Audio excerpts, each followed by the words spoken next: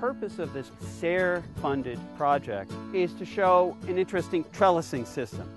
This trellising system, which is called leaning and lowering, allows the tomato vines to just keep growing upwards continuously.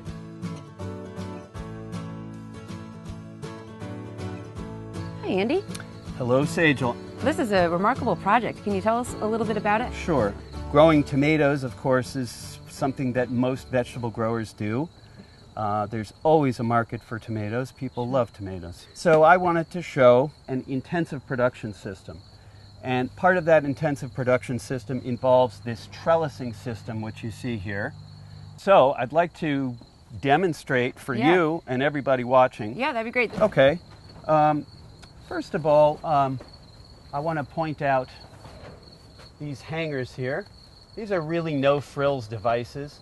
There are more expensive ones you can buy, but these I think you can buy 1,000 for $40, and Okay. I think that that's Sure. pretty good. With this hanger, we wind a nice long piece of cord, 25 feet long, Okay. and then we suspend that down to where the plant comes out of the ground. Okay. And then using these plastic clips, which probably quite a lot of people have seen. Yep. These clips are nice. I like them a lot. The inner end of it bites around the string, and then it snaps shut, and then this thing doesn't slide. Right. It's easy on, easy off too, right? Easy on, easy off, and also easy on the plant. Yeah, I'm not important. a fan of the method of twisting string around tomato vines. Okay. I think that the chances are of girdling the vine are much higher because Sure. these vines get very heavy. Probably the biggest job, though, is the entire leaning and lowering. Okay. And, Yeah, let's just take show a you look how at that. that's done. So I'm going to start right here. First of all, I'm looking at this. This is almost reaching the top, but I'm also seeing that some of these plants have reached up to the bar. So I'm going to start lowering here. There's a little tiny side shoot. Going to remove that. I'm going to put a clip up here. Try not to go too high on the vine because what will happen is this leaf here is actually eventually going to turn out at a right angle from the stem. I don't want to clip it here because that will inhibit that from doing its normal thing. So I want to go below that.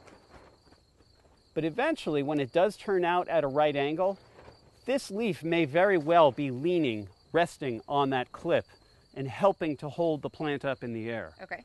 Okay, so now what I'm going to do is I'm going to unhook this vine, and this is about 20-pound vine right now, and I'm going to uncoil 1 or 2 times and hook it up to this little zip tie I've got here. Okay.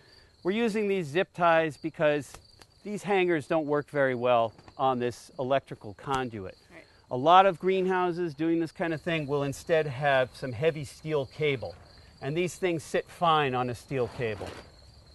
We just didn't construct it that way. Okay. So now, as I said, we're kind of moving backwards. Now we're going this way.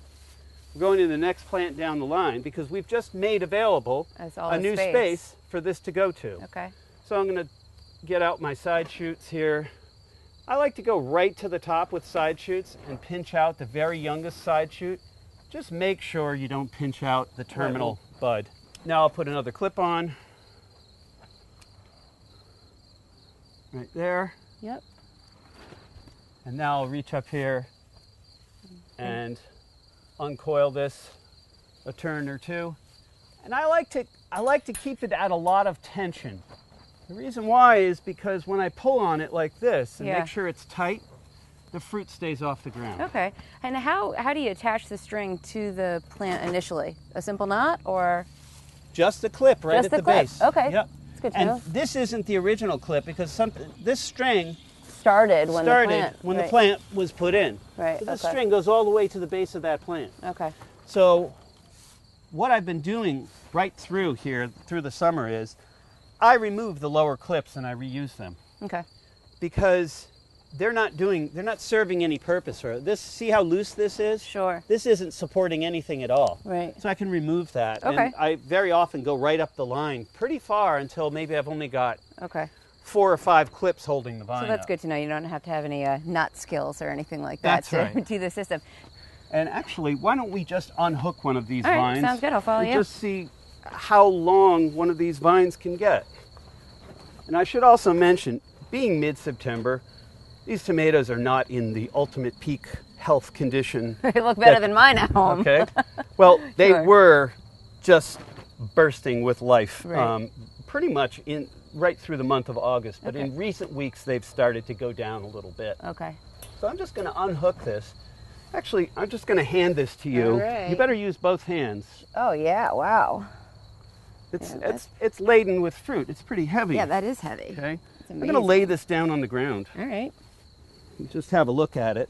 And why don't you, Sage, try to locate where this plant Yeah. comes out of the ground. I sure am. Oh, wow. All right. So I'm right over here. Okay. So that's probably about 12 feet long. Yeah. So this plant, and this is not one of the more vigorous varieties. Okay. Some of these varieties are probably getting close to 18 feet long. Okay. And I'm noticing quite a bit of pruning. This is, the pruning on these is relentless. Right. You have to constantly prune. And that way, we're driving the nutrients and the energy that's being gathered from the sun to one growing tip, so that what we wind up with, and this is a standard way that tomatoes grow, Sure. leaf, leaf, leaf, flower cluster, leaf, leaf, leaf, flower cluster. So anything else has to go. Anything else goes. Right. And tomatoes are really vigorous. They tend to be very weedy plants. They are weeds. Right, sure. In Central America. They're weeds. Right. But we want to force them to make fruit, not green foliage. Right. And so the way we do that is relentlessly prune out these axillary buds, which a lot of people call suckers. I tend to call them side shoots. Okay. And also along the bottom, there's quite a bit here. On the bottom, that's right, we've done a tremendous amount of pruning down below. As these vines grow up and they age, we need to remove these lower leaves. I'm not a fan of removing lower leaves early in the season. I like to leave them for a couple of reasons. For one reason, the plants need to gather sunlight to make energy to make the whole plant grow. In the earlier stages of growth, it's really important to let them just grow. Right. This is what I think. And another reason is that as you get into the summer sunshine, the chances of getting sunburn on the tomatoes is much higher if you don't have good foliage cover. Right. So I really like to leave that shade down there. Okay. And when did you get these plants in the ground? These were planted on April 18th. April 18th. Wow. Okay. Yeah. At the time that they were planted, the soil temperature was about 60 degrees. That if you keep one of these tunnels closed up completely, of course we have it wide open now because Right. it's still summer. Sure. If you keep it closed, the soil heats up really rapidly. Right. Okay. And 60-degree soil temperature is perfectly fine for planting Okay. tomatoes. Did you have to cover any of the tomatoes up in the beginning? Actually, we did. Okay. And that was before we installed the trellis system. We used hoops over all the rows of tomatoes and put row covers on them most nights until probably the second week of May, maybe third week of May, when we began to install the trellising system. One thing I want to point out is these vines are growing actually in the soil, not in containers, not in troughs with rock wool, which is the hydroponic way. Okay. This is directly in soil, which has been amended. All right. So take a look at some more. Oh, this We'll is have to go- interesting to see it Oh, yeah. sort of turn around. So you're leaning them, and you were actually telling me before that it sort of just continues. Yeah, So this it's is a actually circular. Exactly. With these two overhead pipes on which we're hanging the tomatoes, this is actually a continuous circular system. We keep running the vines around the back corner, the front corner.